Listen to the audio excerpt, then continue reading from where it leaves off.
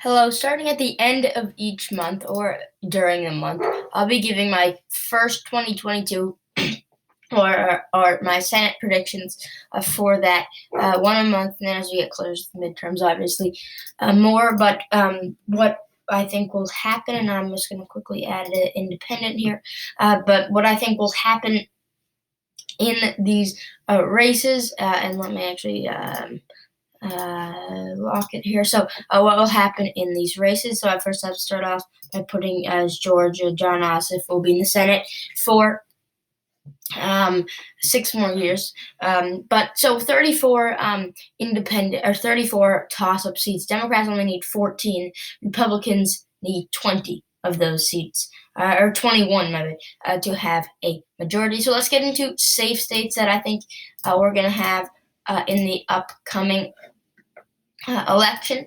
And I believe that those are all for the New York and Illinois. But I believe that this is all, Hawaii for the Democratic Party. So those are their safe states. Republicans have a few more here that I think will be safe. But those are Republicans' safe states. And then Lisa Murkowski will most likely win re-election by a big amount there. So these are safe states. I mean, it's not too surprising. Some states that you might see safe on the presidential level is South Carolina or Iowa, or South Carolina or Kansas or or California. The reason I'm doing this is because it's a special election, so we'll see if the Democrat can outperform there, but it's definitely a state there, as well as Colorado and Nevada. I do believe Georgia is actually a likely state for the Democratic Party.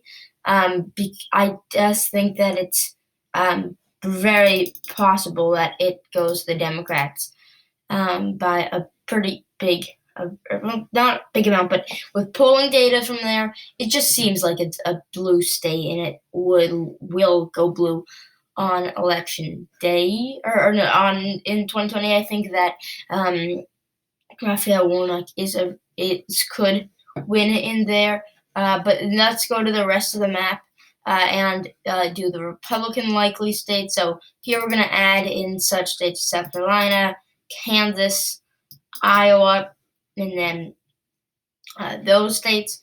So Democrats are now 2 seats away from having a majority here, and let's do the lean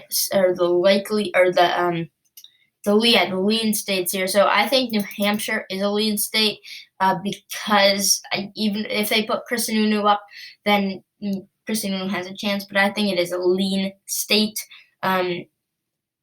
Arizona, as well, is a lean state, in my opinion, which will give the Democratic Party a majority. Republicans have a leans amount in North Carolina and Ohio.